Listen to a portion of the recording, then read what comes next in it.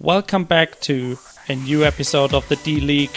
This week, episode 11, and today Bilal and I, we will be talking about project management. So, how you should kind of structure your project, or what tools you can use to structure your project better, which is, in my opinion, probably one, if not the most important thing when starting game development or just starting a project in general. What's your opinion, Bilal? What do you also agree that it's important? Yeah, sometimes you can get excited about a project and then you start, and then 2 weeks in, you're like, wait, this is going to take like 3 months longer than I anticipated. And then you might get discouraged while doing it. So planning is a pretty important part of that.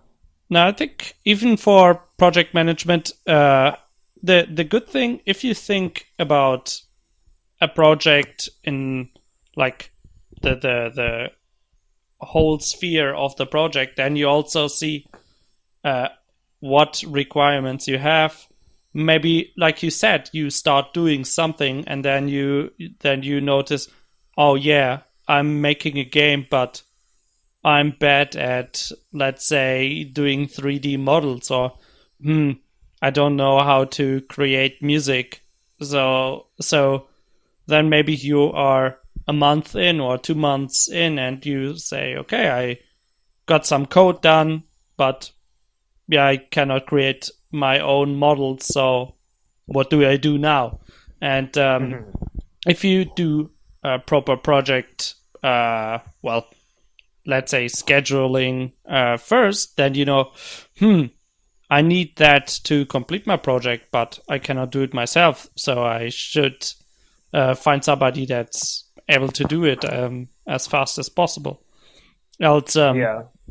if you do work on a project for 2 months and then you notice, okay, I need somebody to help, and then that person says, yeah, but it takes me 3 months to do it, and you would be finished in another month, let's say, then it's 2 months extra of time kind of lost working on the project. So, but before we talk about the importance of project management further, or what's important, or which tools you can use to structure your project better, well, let's talk about what tools you could use, or what you should use them for first, and then I think it makes more sense to talk about everything in parts first, and then we talk about the grand scheme of combining everything together. So I guess the first thing that somebody, or wait, first, for me, project management or related tools are pretty much scheduling programs, mail clients, chat programs, and then something for website creation. And like for scheduling, of course, you need to have a schedule for everyone working on the project. Then you need to communicate, so you need a mail client where you can contact everybody through email. You can send files, etc. And then, well, a chat program is not really necessary, but I think today it's easier to talk about the small stuff. If you just have a short question that you want to ask to somebody, then the chat program is much faster than a mail client if it's not important. And of course, you need a website or something to publish later on, so you can actually make your project public. Is there anything you would like to add? Maybe something I forgot. I guess. I mean, yeah, sometimes they're not exactly scheduling programs, but I guess like something for tracking. I mean, we're probably going to mention that, but any sort of software that will like track your progress, be it through like tasks or projects or that kind of thing. Like, well, yeah, so like you'd be able to enter tasks and maybe enter due dates for those and Hmm. milestones, etc. So I guess yeah, tracking slash task making programs, I guess. Yeah. Or not, yeah. Hmm. Yeah, I think it like scheduling. It's kind of doing scheduling, right? If you say, yeah, you need to work on that for 2 hours on day X, then it's also scheduling, right? So Yeah. yeah, something like that. And but so for scheduling programs, I think you can either use something locally. For example, I guess most people read or heard about Microsoft Project, where you have a software where you can assign tasks or create tasks and then assign them to persons. And Hmm. that way you can keep kind of track or um, other options are Libre project, so it's a kind of an open source alternative for Microsoft project, and it kind of works the same way. So that's more locally on the local network, though. So if you want to work online, then you have other options like Asana, where you can also create tasks. You have a calendar. You can also kind of assign tasks and take notes. Um, so you also have a communication platform for everybody. Do you have any further alternatives? Yeah, I mean, I guess we talk about like anything you can manage, like a project schedule or like number of things to do in. I mean, yeah, I usually use Asana, which you mentioned, Hmm. which is nice because of that. Well, yeah, because it stores everything, like quote in the cloud. But yeah, it has a basic offline feature, which is kind of nice. So if you disconnect, you can still add stuff, and it'll get synced later on. Hmm. Um, and so, like, yeah, that's something nice about Asana. I haven't actually used Microsoft Project or Libre Project before. Um, and I know, like, so a couple other ones. I know that in small business, a pretty big one is Pivotal Tracker, and that's basically yeah, like Asana with time tracking. Hmm. And Jira is also similar to Asana, but it's more complex and, in my opinion, harder to look at. Kind of has like it has better configuration options because yeah, one thing to know about like project management software is like some of them you can install on your servers, and some of them they just have the service on their servers. So with something like Jira, you can install it on your own platform and modify it how you want to. But Hmm. with Asana, you're kind of given like a one size fits all with some preferences you can change system that works on their servers. So, and there's also other stuff similar to Jira. One thing that I was thinking of switching over to was there's a company called JetBrains which does a lot of software IDEs, stuff like that. So they basically make tools to help you code. Hmm. And they have this thing called UTrack, which is newish, and it's basically like Jira or Asana or Hack and Plan, where you can install it on your server and then modify it how you want to, and it's kind of like dedicated to. I guess they're trying to appeal to an audience where they're coders who want like ease of use software.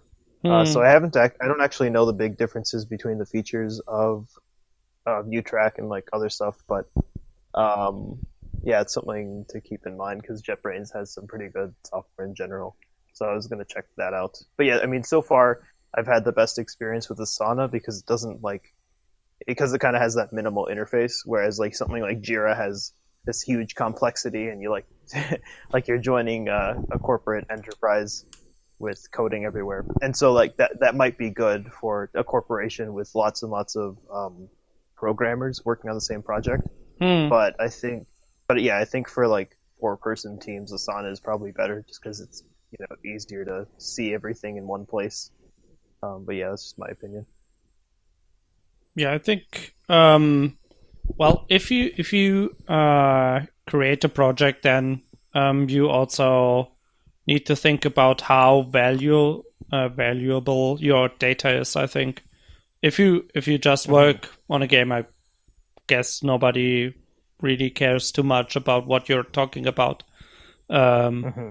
but else, if you let's say if your main business is more a service, and um, then kind of data is what's important to you, how you make money, then maybe like if you create a game, then Asana is fine because you just sign up and then you get um, a server, or you can just use it. You don't need to rent a server that you can use for your team.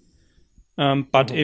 if like your data is more important than, let's say, just a game model, then maybe, like you said, an alternative that is hosted on your own server might be a better solution, because if it's your server, you control the data, right? Then Mm-hmm. um, well, you also have the risk, or you need to secure it from other people trying to maybe access your data, but then at least it's your own responsibility. You can control what is happening. Yeah, Um, I mean, it's a server is not really something I'd worry about too much unless, like you said, yeah, the data was really critical and needed to be secured, and you had like a better security system than something with a cloud storage. Um, or like you're running a server, say in your house, and maybe it's not great bandwidth, but it's good for like the budget at like your current point in time with your project. hmm, Um, or like you're a big corporation or something like that who has access to a data center, or maybe like it's more cost efficient for you to run your server on this data center that you might have, either like maybe it's yours or you have a discount from someone or something like that. hmm. So yeah, I don't think it's like a big thing to worry about like where your stuff is hosted, unless I guess the criteria that you mentioned Yeah, fit for your project. Yeah. yeah. I think the most important thing is actually to decide on what you're going to use early on, so Mm-hmm. you don't switch what later on in the project. Yeah. So, for example, if you say, okay, we are going to use Asana, and I know what features it has, and it's gonna be enough, and then if you notice I it's a bit too limited, then maybe you should switch with your next project instead of Mm-hmm. during the project, because then you need to make people sign up again, and or maybe you need to invite them. You need to import all your notes, or maybe you cannot even import them. You need to copy paste, and so it can be a big time sink. And in that case, I guess before if we are going to talk about more tools in a moment, but what I would just want to say is that before you actually decide on the tools you're going to use, um, I would suggest to kind of write a business plan where you say, okay, I am like the goal is to create this, let's say a game, and I can do 3D modeling and animation, and I can code. So then you know, okay, I need somebody for the music, and then you can you can kind of draw a schedule for yourself where you say, okay, I need 3 months for the models, I need 3 months for the animation, and then coding takes 6 months. So then you know, okay, it takes 1 year.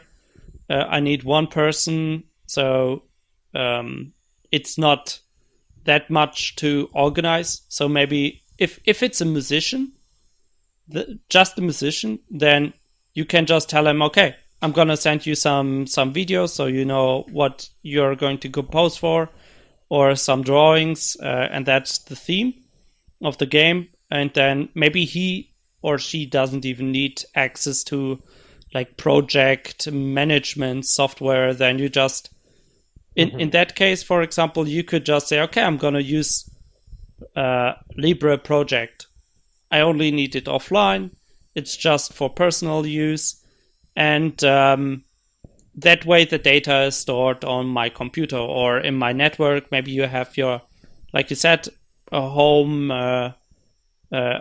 setup with the server, or maybe just a computer or external hard drives that you are using for storing data, and that in that case, well, you just need a project management software, a scheduling software that is used for one person, just yourself only. While if you draw out a business plan where you say, okay, I can do coding, but I can't do art, I cannot do the models, and I can definitely not create the music. In that case, you would probably need an online solution or something that other people can actually connect to. So, for example, if you have an online solution, then you can use Asana, like we mentioned. Otherwise, you might need to host something like an FTP server where everyone is putting up like the project files for Microsoft Project or Libre Project or whatever you're using. So of course the setup is a bit different and more difficult or easier to set up. But if you have a business plan, then you know what you're actually getting into. You can pretty much prepare everything. Of course, there are things that you probably don't think about when you're first creating this outline of the project. But at least from my personal experience, it really helps a lot, because then you also think about costs, maybe for hosting, costs for the people you need to hire, the time frame, because if you are working on a project and it's not something that you can, let's say, sell while it's in development, then you're losing money every month. So you want to manage your project as efficient as possible, because let's say if you can finish in 6 months instead of 12, then you make revenue for 6 additional months, or that's also time you can use for another project, a new project. So I think an outline is very important, so you can actually manage your project efficiently, and then you then you probably take a look at the tools we are going to present you today in this episode. Yeah, I mean, I think what's most optimal with project management is that, like, the whole purpose of it is to put it into perspective. So, like, I mean, you would have like sessions along the way of modifying a project plan. But like at the beginning, you probably put in more vague milestones and then get down as specific as you can. But as you develop it, you're always going to add more stuff because it's just how it is. There's no way we can predict everything to do. Yeah. And so yeah, what's best is if you're not thinking about the project and the plan at the same time. You want to either be working on the project or be working on the plan, and never be thinking about the other one while working on one of them. Because like if you're programming and you're thinking, oh man, I want to get this task done so that I can go do the next ones, then you get nothing done. And I say that from experience. And I think like with the plan, obviously you can't code and plan at the same time. Like if you're planning something, then you need to kind of have your mind clear, because I mean, basically intuition, like working the cogs of your brain so that you can predict what you're going to make next, or like code next, or like assign next for whatever art or music or anything. Yeah. So I mean, the optimal workflows, I think, definitely for having sessions just to focus on only the plan, which don't need to be too long, but they definitely need to be like done before you start programming the feature that you didn't plan. So I think also something that's important is that if you think about the project plan, then you also set a date where you want to finish. Because when I think when I think about projects, and I talk to my friends that program, then they never finish. In theory, you never finish, because you always think, okay, I learned something new, so I could optimize the code that I did in the first 3 months. But it's, if it works, then it works. Then you don't need to optimize. So you have stuff that it's, if you have a game, you could always make the models better. You can make the AI better. You can make the pathfinding better. Maybe you can make the textures look a bit more colorful, or maybe add some features. But when you do a project plan, then you think, okay, the selling point is this. Maybe you create an RPG, and the selling point is the very different storyline from compared to other RPGs.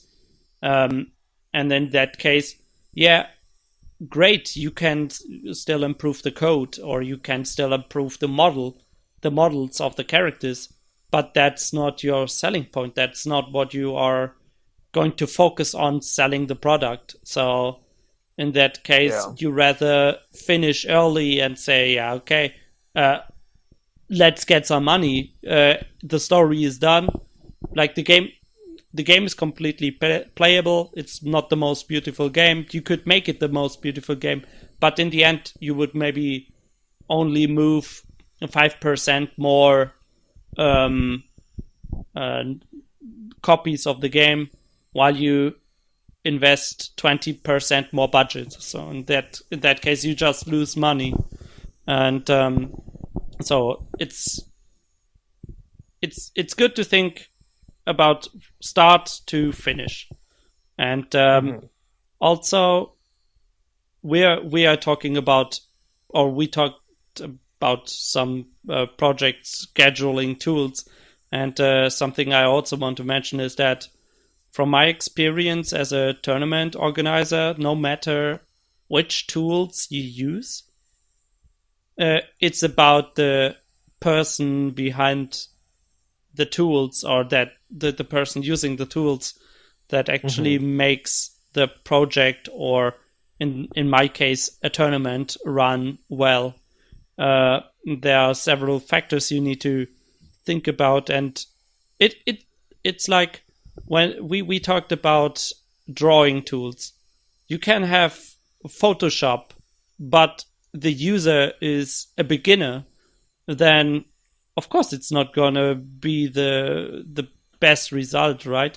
But maybe then you have something more limited, a more limited program, but you have a really talented person that knows what he or she needs to do, then that result is more beautiful than the result from the beginner using Photoshop.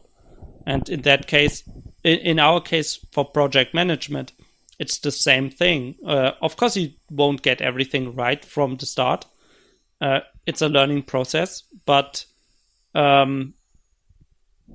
what I just want to say is tools they are there to support you, but and they cannot just take off the whole task of project management for you. You cannot just say, okay, I'm going to write some tasks, and then I tell the program, okay, program, tell my artists to do something. It doesn't work like that. You need to, you as the organizer of the project, so in this case, a project lead, you must say, okay, I know the schedule must be, we need to start then and then finish by this month. And that's just experience. So, yeah. Yeah. I think ultimately choosing tools, like when you use like the right tool, it's basically just like a competition between the tools for which one's going to annoy you the least. Like there's no like perfect tool for anything. There is always going to be something annoying about it. And so I mean all the tools that get recommended and that we use. I mean, like personally, I always get annoyed with something out of some tool because it doesn't work, how I might want it to. But I mean, ultimately, you don't have the time to develop it yourself to make it exactly how you want it to be. And even if you could, it wouldn't be worth the time. So except it's better if you sell it. Yeah. if that's your if that's your project or your product you're going to sell, then yeah, of course, maybe it makes sense to improve it. But yeah. Yeah. Ultimately, it's just like I think it matters, to just pick the tools that are going to bother you the least, because it's better to just accept that tools are not always going to work how you want them to. Yeah. Since that's the case, like if you can't just be cynical all the time and expect them to work perfectly. So. Oh. All right. So now that we got this out of the way, we talked about scheduling programs. Let's move on to, well, my next point was mail clients. So I guess in that case, what most people are probably using is either Outlook, Microsoft Outlook, or Mozilla Thunderbird. I hope you're not using Google Mail, because they read your emails and analyze them. So maybe it's not the best tool to use for business. At least that's my opinion. And I'm not sure. I mostly just use Thunderbird and Outlook at work. So I'm a big fan of Thunderbird. Outlook is fine as well. I don't know. Do you use a different mail client? At least on a computer. No, I just use Gmail. I just get stuff sent to Gmail. Disgusting. Okay. No, yeah, I get. If it works for you, then it's fine. Let's think about it. The thing is, Gmail is the one that works the best, really. Like, in my opinion. I mean, I haven't really used Outlook, I guess. I used Thunderbird, and that was kind of, it works. I know that it was annoying to import stuff because I had like shit tons of emails, and I didn't want to store them on my computer, so that was kind of annoying. Okay. And yeah, no, I don't know. I mean, I think the reason, why so many people are using Gmail is just because of the whole Google suite. It just makes it easy to share stuff, and you just have it in browser. I doubt. Sorry. Go on. Anyway, Sorry. Anyway, yeah, I mean, most companies are spying you nowadays anyway. So, Mm. yeah. I guess at least for me, um, let's say you create a game and you have your own website for your development studio or for the game. Then I think it's really unprofessional to use a Gmail account as a contact address. No, I use my domain, like it's my name as zenfinity.net. So when you buy a domain and hosting, you should always get a mail server so that you can Mm, have your own emails. yeah, But what I do is I have them forwarded to my Gmail. Gmail systems because it's either that or log into my website's like shitty 1900s system. So so if you have the shitty 1900s system, just forward POP3 emails to Gmail. Well, then you can just manage the emails there, and then you always have the option, like to forward it to anything else like Outlook Mm, or Thunderbird or whatever. So okay. Yeah, I anyway, just so yeah, grabbed my that's emails with a Thunderbird. You mhm. just enter the server the server information and then username, password, and then it just downloads everything and then yeah, it's fine. Mhm. No need Yeah. to forward anything. Uh, at least it works really well for me. Out, I think yeah. At Well, my Thunderbird fundamentally is it does just accept emails from somewhere else, right? what Because do it you just mean? takes It from a it mail just server. downloads them? Well, yeah, so Yeah, well, pretty not much. just Yeah, download, yeah, but yeah. yeah, it's like Gmail's service in that you use POP3. Hmm. Yeah, I mean forwarding might not be the right word for it, but you use like a POP3 system, I believe, to It's pretty bring the much emails in. yeah. It's pretty much just loading the mails and storing them on your computer while still leaving them on the Yeah, server. exactly. So if you use a mail client, never use IMAP. Don't do it because then that means Why? yeah. Then you if you access your emails, the program checks if there are new emails and then it downloads the emails to your computer and then deletes them on the server.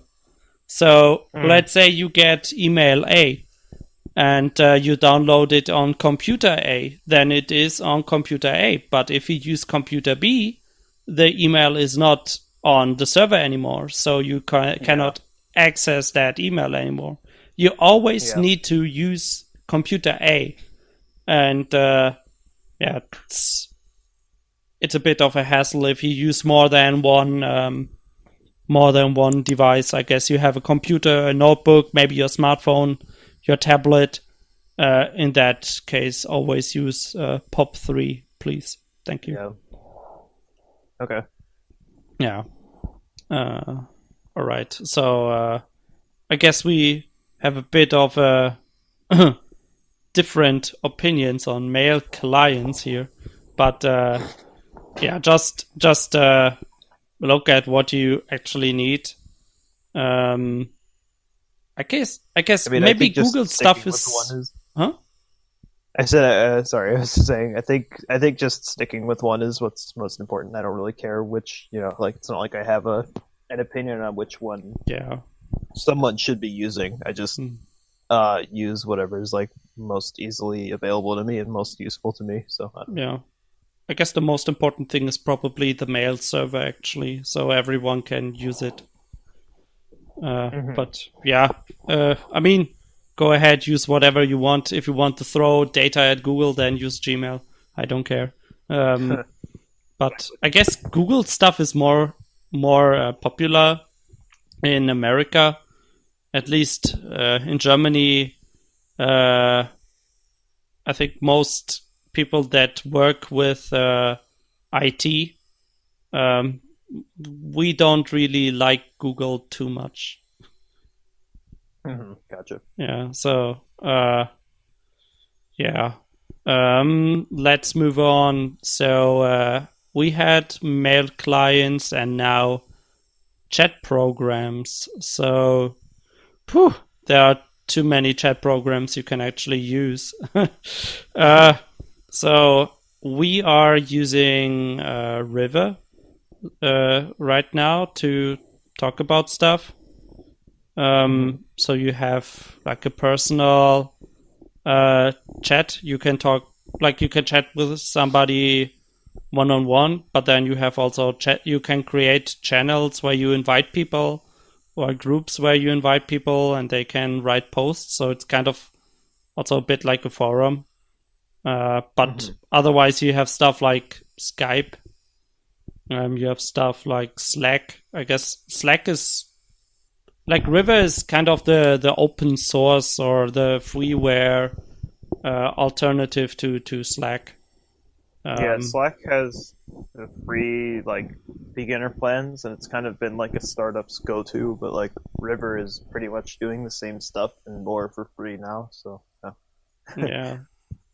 So, I guess, or at least for me, I want to keep using River because it's free and open source, I think. So, yeah, but else, I know that some people still only use Skype, or some businesses only use Skype. So maybe you also need a Skype account. In that case, if you need to talk about something else on smartphones, like River and Slack also have smartphone apps. So even if you are out of your office or out of your home, wherever you work, then you still have access to the chat. Just don't use WhatsApp. It's at least, I think. Yeah. You I think? think the big thing of Slack over River is just like since it's been around like longer, it has a lot more integrations. So like you can post tasks or like boards from Trello into it,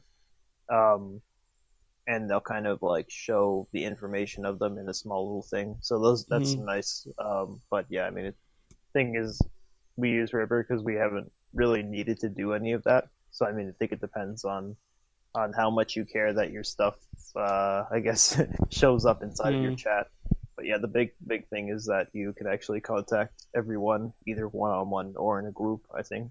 Yeah, I think, or at least from my experience, when people use chat programs, then it's mostly one-on-one.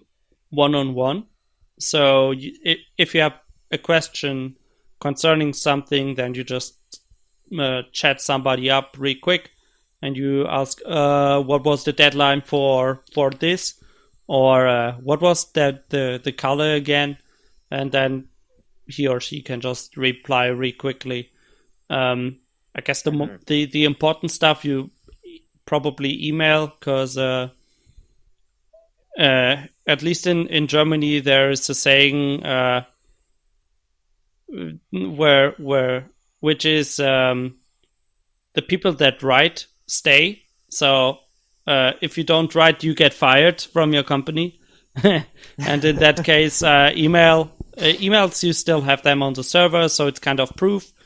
It's kind of like sending a written letter, right? It's instead of calling somebody on the phone where you don't have a recording. If you send an email, then you have your copy in your email account, and the other guy also has the email on his account. So if you, at least for me, when I do want to talk about something formal, like if you discuss prices, or maybe you discuss deadlines, if you discuss maybe who you want to hire, then chat logs disappear, but you probably will secure your emails. Either you have them on your computer, or they are still on the server. Hmm. If your computer breaks down, and so it's a safe way to talk about serious stuff. And for chat programs, you just send links or maybe a picture. It's more of I think more casual communication. So in that case, of course, like you said, if you need specific features, then of course go ahead, use Slack instead of River. But then just don't start crying if you need to pay for features. Like, didn't you have to pay if you want to invite guests to a group or something like that? No, I think it's just once you reach a certain number of people. I'm not 100% sure though. Okay, I thought you need to kind of pay to invite guests to a channel, like they are not part of the group. Oh, actually, yeah, it sounds familiar. Like they have to be like if you want somebody to have like private channels. I think everybody could pretty much access every channel unless you had some like premium feature or something like that. Hmm. So yeah, inviting guests would give them access to everything. So Yes. yeah. Yeah. So maybe it sounds like attractive uh, at first, because you say, yeah, I just like Slack is the cool shit. Everybody is using Slack, and then uh, you suddenly notice, oh, that feature is behind the paywall, and this is a 3-person university student project, so you're probably not having a lot of cash. Yeah. So yeah, just keep in mind what you actually need, and maybe look for a program that actually, let's say, gives you the biggest bang for the buck. Wasn't it like that? Hmm. Yeah. Yeah. So also, open source is probably a good choice. At least I'm a big fan of open source programs. So I guess people already notice if they listen to our podcasts. Then I mostly talk about free open source programs, and it doesn't matter. It doesn't mean they are worse than paid programs. Like River and Slack, they are, I think, pretty similar, right? And Hmm. so in that case, you just save a few dollars. You don't have a you don't. I think you don't have a limit for service, so you can invite as many people as you want or need, and yeah, in that case, maybe the open source free alternative is actually the better choice for you. Yeah, I mean, with software as a service, like things are able to be open source, like anyway. Like companies aren't really too worried about their code at this point, unless yeah, unless they don't have like licenses that would make it so people can't just resell their stuff.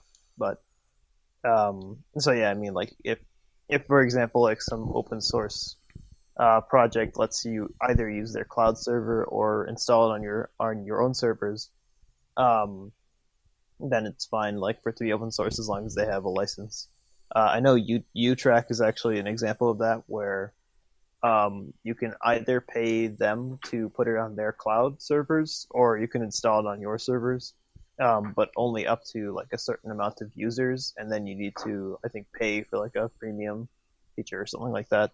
Okay. So that's fine because yeah, um, they have a license rather than having to just hide everything. So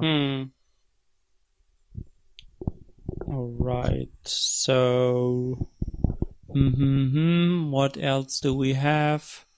The next thing, I guess. So we talked about scheduling, mail clients, chat programs. So, but what do you do about files? I mean, okay, it's a good thing you can talk to people, but maybe you can have Hmm. somebody create some music, but you probably don't want that guy to upload it to YouTube. Maybe he Hmm. forgets to make it private, a private video. So yeah, you you need somewhere to upload your files. And do you have any recommendations on that, Bilal? For files specifically, I think um, a lot of software can work fine. I mean, like there's everything now. There's there's like OneDrive and Google Drive and Dropbox and everything. But yeah, I think I haven't really had to share files with anybody in like for a commercial project or anything Hmm. so far. But I think yeah, I mean, I think it would be best to have like a file transfer server for your own like project or company. Hmm. Um, and if you could host it yourself, that would be good because you wouldn't have to pay anything for it. And FileZilla is like a really good what's it called? File transfer protocol software. Hmm. Um, just yeah, I mean, it just works as you would expect it to. You can put things up and download them, anywhere. So basically, storing on a server with the ability to download onto computers. Hmm. Yeah. I Yeah. from my experience, I also, or at least I mostly used a web server where you connect with FTP. Hmm. In that case, you can create your own file structure. It's kind of like as if you are on a network with somebody. Um, and if it is on a web server, then it's accessible from everywhere. It doesn't matter. Maybe if even if you use a guest computer, maybe you're at home and you you want to use your parents' computer, then you can just download the few files that you need or that you want to work on, and then you can start. So I think that's an advantage of a web server. Else, maybe GitHub. I guess when you use GitHub, it's always public, right? No. No. But I mean, I wouldn't use a GitHub for anything other than code, really. Hmm. Um, unless you just were making a small project and you didn't want to store your stuff on a different thing. The thing is, I mean, yeah, if we're gonna talk about like code at all, then I'd say Git has large file support now, so you'd want to install that if you're going to store like things like art and you want to version control them on GitHub. Um, but, but yeah, so with with GitHub you can either like use public repositories or you have to pay for the private ones. And I use GitHub for like private repositories, but a lot of people like to use Bitbucket for because they have like I think they have free private repositories. I don't know what the plan is like, but somebody like briefly mentioned that to me, and I was like, oh, that's interesting. So yeah, I don't know. So Bitbucket is apparently a free private repository option Hmm. for like code and files. And GitHub, I would just use it if either you're willing to pay for private Hmm. or you're just going to use public Hmm. repositories. Okay. Yeah, uh I guess I would just go for my own web server then anyway. I mean, Mm-hmm. if you if you um if you want to have a website, then you need a web server anyway, and web space is actually not that expensive anymore.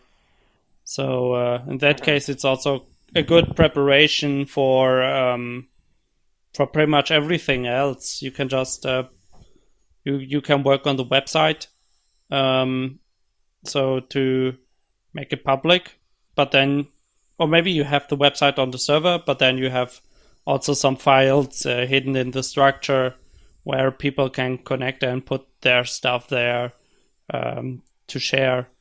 Um, Mm-hmm. and also, The good thing is that you can also use web space for the emails. So if you work on Yeah. something and you have a web server, then you can say, okay, uh, here this is the structure where you can place your files, and I also created email accounts for you with the company email address. So Yeah. in your case, it would be like Jan at xinfinity.net.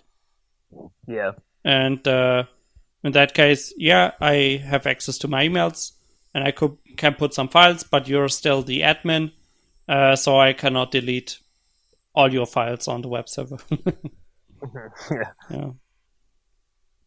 Yeah, so at least that's what I'm using for private projects as well. So, for example, when I organize, like I said, I organize tournaments in Germany. So I have web space, which I use for the website and for emails. And I also sometimes upload stuff to show people. For example, if I create a flyer or an image, then I can just upload it to the web server and then send them the link. So in that case, I don't need to upload it to Imager or in the past Image Shack for people to see. And in that case, it would be public, or you need to delete it after the other person took a look at it. But if it's on your own web server, I guess you, as a normal person, you don't just guess file names. Yeah. You have you have a URL. I guess nobody would like try to input xinfinity.net / top secret _ flyer _ version 1.0 dot No, but they could. png. Like, Yeah. So yeah, the only reason the thing is, it won't matter like short term anyway if you have private stuff. But mm, but ultimately, yeah, the reason that people wouldn't just put it publicly on a web server is, I mean, because obviously there's software for mapping out what's on a web server by just like looking through the storage system. But yeah, I mean, I've never had anything to really worry about that would be private, other than like obviously nobody wants to share their credit card info or bank account or anything like that. But I don't store those things on my computer. So yeah. yeah, so I mean that's that's just stuff you want to avoid. If you have sensitive files like that, then you definitely should have some sort of secure system as well as your own server if possible, Yeah. Don't do it or at least web space. yeah. Don't do it like Sony and save credit card information as plain text on your server. Yeah, and don't upload your your pictures of your credit card onto Google Drive. That's pretty. I'm good. People can find some ways to get into that. So yeah. If it's not plain public, like you send somebody a picture and then he can go through your gallery and then see, oh, okay, that's a credit card. All right. Yeah, I have a friend who will just like send pictures of credit card info like over the phone. And it's like, what are you doing? Stop. Anyway, but yeah, yeah. Yeah. So don't do that. Yeah. So, is there anything else you think that is needed or that you would recommend to improve project management? Like some tools? No, I think we covered definitely covered all the categories. At least like for the majority of it. Yeah, I guess some people might have some specific needs. For example, maybe you need a cloud. Maybe you just need you just need that cloud. It's new hot shit, and you need that cloud because everybody's talking about the cloud. Then yeah, you got stuff like OwnCloud, or I guess is Dropbox a cloud service? Yeah. No, I mean Yeah. I would use Dropbox is not a bad idea. Hmm. If if you stay under the I guess free limit, I guess, Hmm. or if you want, I mean, like yeah, you can obviously pay for it and dedicate some storage to Dropbox. Thing is, it doesn't if they're not sensitive files, then yeah, it's totally fine to use Dropbox as long as it's information you're okay with people having. Like always make sure that you're okay with sharing the info that you're putting on the cloud. So yeah. Yeah. All right. So in that case, we talked about pretty much everything that you need as a to manage your project on let's say a general level, I think. Yeah. And so before I summarize what we talked about, I just want to say that so we talked about the tools, and you as a developer or project organizer, you I hope you wrote your project plan or business plan. Uh, now that you heard about all the stuff you need, now would be the time to invite people to the project, or where you say, okay, um, I said this project.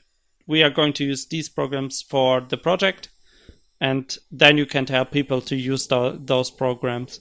And so in our case, we talked about scheduling or task scheduling programs, mail clients, chat programs, and for website development, we just talked about it like a small portion. We will cover that in a different episode more in detail. We haven't talked about website development, right? Not that I remember. Not really. Briefly. Yeah, so we will talk about that in detail in a separate episode, because there's so much stuff you need to consider. Yeah. So we talked, scheduling programs, offline solutions like Microsoft Project, Libre Project, online solutions like Asana, mail clients, Outlook, Thunderbird, Gmail. Then, of course, on smartphones, you have too many to talk about. Just check the security, like the what you're allowing the app to use, like accessing your pictures and stuff. Then we talked about chat programs, River, Slack, Skype. Maybe there are other chat programs that you can also use. Maybe Line, or on smartphones like WhatsApp, if necessary. Yeah. But we kind of recommended River in that case. And then we talked about where you can upload your files, and in that case, it's really specific what your needs are, or how let's say how secret your information is, or your files. So yeah, that's pretty much it. Any final comments, Bilal? Anything you want to share with our listeners? Nope, that was all. All right, then I just want to remind again, tools don't take the whole task off of you. They just are there to support you. So also don't switch. Decide what you're going to use, and then make people just use the program. Don't switch programs all the time. because that is Yeah. just time wasted, and in the end, you might not be happy. Or let's say if you work with 20 people and only one guy is happy, then yeah, it's not worth it. Yeah. Yeah, so that is pretty much it from my side. If you have any questions concerning project management, of course, I'm still an amateur, but I have some experience in it. So if you want to share maybe your experience, or maybe you have a question, uh, or maybe you want to hear something about writing a project or business plan, then yeah, feel free to comment. I can comment in. I can comment myself to answer your question, or maybe in the end we could kind of do an episode on how to write a business plan and what you need to consider. Mm-hmm. So yeah, so that's it for this week. Project management, and I would be happy if you share the podcast with your friends, or maybe retweet our tweets on Twitter. And yeah, else I hope you will listen to our podcast next week again. And yeah, see you next week.